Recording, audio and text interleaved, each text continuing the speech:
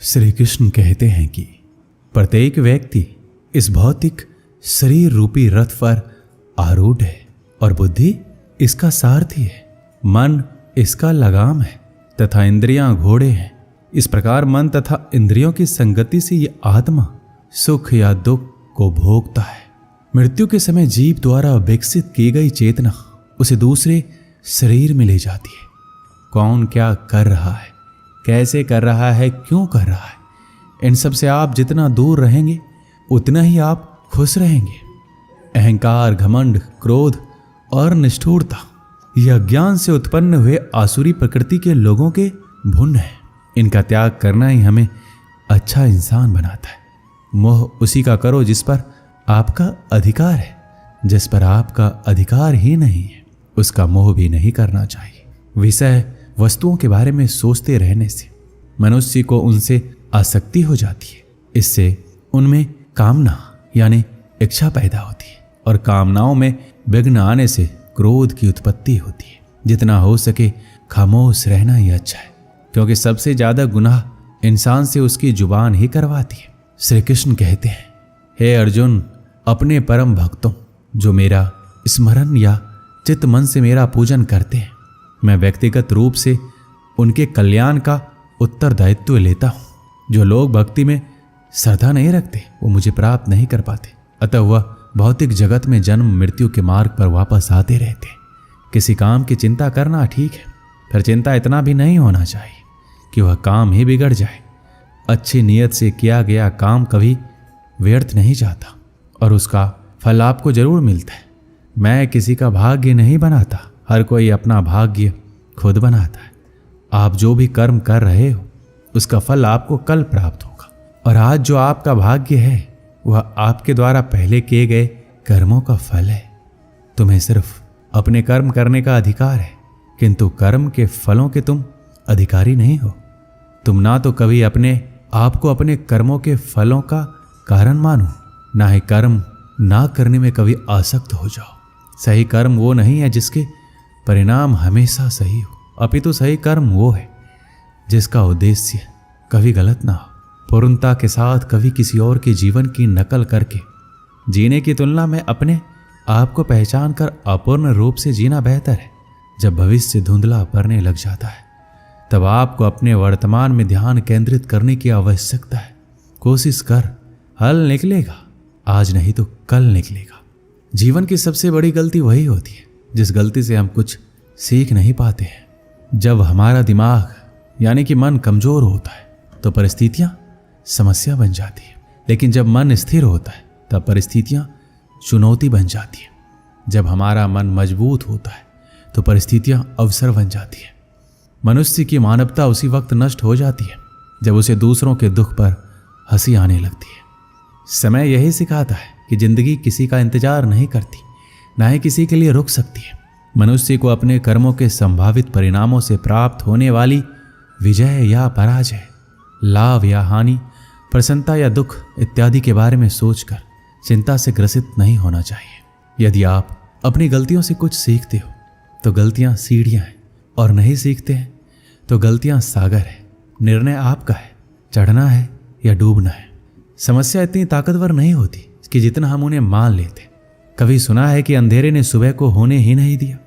गलतियां ढूंढना गलत नहीं है, बस शुरुआत खुद से होनी चाहिए। जरूरी नहीं हर बार आपके शब्दों को सही समझा जाए, इसलिए कभी कभी चुप रहना ही ज्यादा बेहतर होता है। जो जितना अधिक शांत होता है वो उतना ही गहराई से अपनी बुद्धि का प्रयोग कर सकता है। सबसे समझदार और स्थिर बुद्धि वाला व्यक्ति वही है जो सफलता मिलने पर अहंकार में नहीं जाता और विफलता में गम में नहीं डूबता।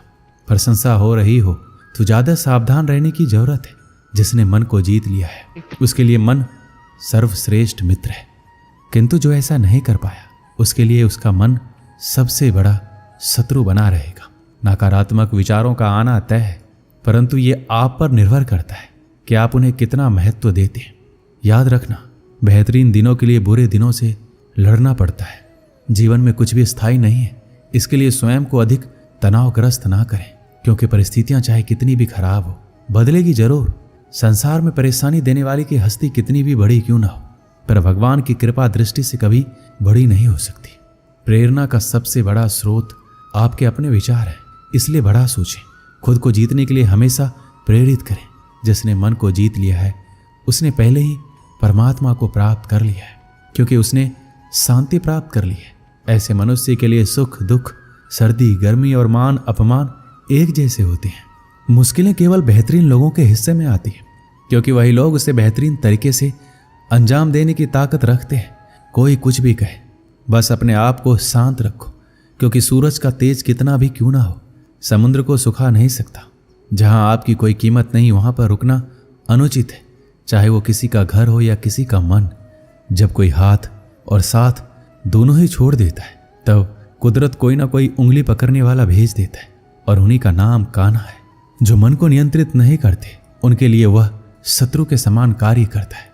दुनिया के सामने जीतने वाला विजेता नहीं होता, बल्कि किन रिश्तों के सामने कब और कहां पर हारना है, ये जानने वाला भी विजेता होता है। जो लोग बुद्धि को छोड़कर भावनाओं में बह जाते हैं, उन्हें हर कोई मूर्ख बना सकता है। जैसे जल में तैरती नाव को तूफान उसे अपने लक्ष्य से दूर ले जाता है, ठीक वैसे ही इंद्रिय सुख मनुष्य को गलत रास्ते की ओर ले जाता है। आपका विश्वास एक पर्वत को भी खिसका सकता है, लेकिन आपके मन का संदेह दूसरा पर्वत खड़ा कर सकता है। हमारा खुद पर विश्वास होना बहुत ही जरूरी है, क्योंकि हम अपने रास्ते पर खुद चलते हैं। वक्त कभी भी एक जैसा नहीं रहता। उन्हें भी रोना पड़ता है जो बेवजह दूसरों को रुलाते हैं। अपनी इच्छा शक्ति के माध्यम से अपने आप को नई आकृति प्रदान करें। कभी भी स्वयं को अपनी आत्म इच्छा से अपमानित ना करें। इच्छा एकमात्र स्वयं का मित्र होता है, और इच्छा ही एकमात्र स्वयं का शत्रु है। श्री कृष्ण कहते हैं, खुद को कमजोर कभी नहीं समझना चाहिए। अगर आप गिरते हो तो उठने का प्रयास करो, लड़ो और पूरी निष्ठा से अपना कर्तव्य कर्म निभाओ। बाकी सब कुछ मुझ पर छोड़ दो। हो सकता है हर दिन अच्छा ना हो, लेकिन हर दिन में कुछ अच्छा जरूर होता है। धैर्य रखिए। कभी कभी आपको जीवन में सबसे अच्छा पाने के लिए सबसे बुरे दौर से गुजरना पड़ता है। रोना बंद करो और अपनी तकलीफों से खुद लड़ना सीखो, क्योंकि साथ देने वाले भी शमशान से आगे नहीं जाते। समय जब न्याय करता है, तब गवाहों की आवश्यकता नहीं पड़ती है। अगर साफ नियत से मांगा जाए तो ईश्वर किस्मत से बढ़कर देता है। जब भी विनाश होने का प्रारंभ होता है, शुरुआत में इंसान वाणी का संयम खोता है।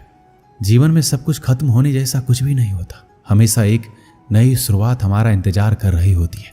जीवन में यदि खुश रहना है तो अधिक ध्यान उस चीज पर दें जो आपके पास है, उस पर नहीं जो दूसरों के पास है।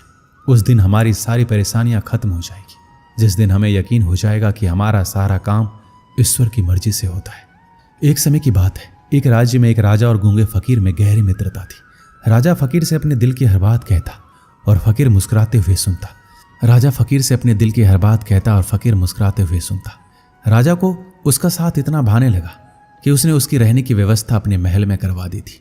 फकीर राजा के साथ महल में रहने लगा। समय गुजरता गया और राजा का प्रेम उसके प्रति बढ़ता गया। एक दिन राजा अपने काफिले के साथ राज्य भ्रमण पर निकला। फकीर भी उसके साथ था। शाम को वह राज्य के अंतिम छोर के गांव की स्थिति जानकर वापस लौट रहे थे। रास्ते में घना जंगल पड़ा। राजा का काफिला रास्ता भटक गया। राजा ने अपने सारे सैनिकों को रास्ता ढूंढने के लिए चारों दिशाओं में भेज दिया और खुद फकीर के साथ एक पेड़ के नीचे सुस्ताने लगा। उस पेड़ पर एक फल लगा हुआ था। राजा और फकीर दोनों भूखे थे। राजा ने पेड़ पर चढ़कर फल तोड़ लिया और उसके 6 टुकड़े कर दिए, 3 अपने लिए, 3 फकीर के लिए। अपनी आदत के अनुसार उसने अपना पहला टुकड़ा फकीर को दिया। फकीर फल खाकर मुस्कुराया और अपना हाथ आगे बढ़ा दिया। राजा ने दूसरा टुकड़ा भी फकीर को दिया। फकीर फल खाकर मुस्कुराया और फिर से अपना हाथ आगे कर दिया। राजा ने उसे तीसरा टुकड़ा भी दे दिया। एक एक करके फकीर 5 टुकड़े खा गया और छठवें के लिए भी आगे हाथ बढ़ा दिया। यह देखकर राजा को बड़ा क्रोध आया। वह बोला, ये मेरा तुम्हारे प्रति प्रेम है कि मैं तुम्हें अपने महल में अपने साथ रखता हूँ, हर सुख सुविधा तुम्हें मुहैया करवाता हूँ, पर आज मुझे पता चल गया कि तुम्हारे दिल में मेरे लिए जरा सा भी प्रेम नहीं है। भूखा मैं भी हूँ, किंतु तुम इतने स्वार्थी हो कि सारा फल खुद खा जाना चाहते हो। तुम्हारी असलियत में जान क्या, आज से हमारी दोस्ती खत्म। अभी इसी वक्त मेरी नजरों से दूर चले जाओ। यह सुनकर फकीर वहां से चला गया। फकीर जाने के बाद राजा फल का आखिरी टुकड़ा खाने लगा। फल को चबाते ही उसने फल थूक दिया। फल इतना कड़वा था कि उसे खाया ही नहीं जा सकता था। राजा को समझ आ गया कि फकीर क्यों सारे टुकड़े मांगकर खा जाना चाहता था, क्योंकि फकीर राजा से बहुत प्रेम करता था। राजा की दी हर चीज वह खुशी खुशी स्वीकार करता था और सदा मुस्कुराता रहता था। इसलिए जब राजा ने उसे फल दिया तो उसने स्वीकार कर लिया और कड़वा होने के बावजूद भी मुस्कुराते हुए खा गया। वह सारे टुकड़े इसलिए मांगकर खा जाना चाहता था ताकि राजा को इस बात का पता नहीं चल सके कि वह उसे कड़वा फल खिला रहा है। जब राजा के दिए गए मीठे फल उसने खुशी खुशी खाए थे तो कड़वा क्यों नहीं खाता। ये बात समझ में आने पर राजा पछताने लगा, मगर अब देर हो चुकी थी। अपने संदेह के कारण वह अपना परम मित्र खो चुका था। इस कहानी से हमें क्या सीख मिलती है? सच्चा दोस्त कभी आपका बुरा नहीं चाहेगा, वह आपको रोकेगा भी आपके भले के लिए। सच्ची दोस्ती हमेशा सहज कर रखे। दोस्ती के फल में संदेह का कीड़ा लग जाए तो उसे खराब होते देर नहीं लगती। इसलिए जब भी दोस्ती करें भरोसे की नींव पर करें। दोस्तों, इस वीडियो में बस इतना ही। मिलते हैं अगली वीडियो में। अपना ख्याल रखिएगा। जय श्री कृष्ण।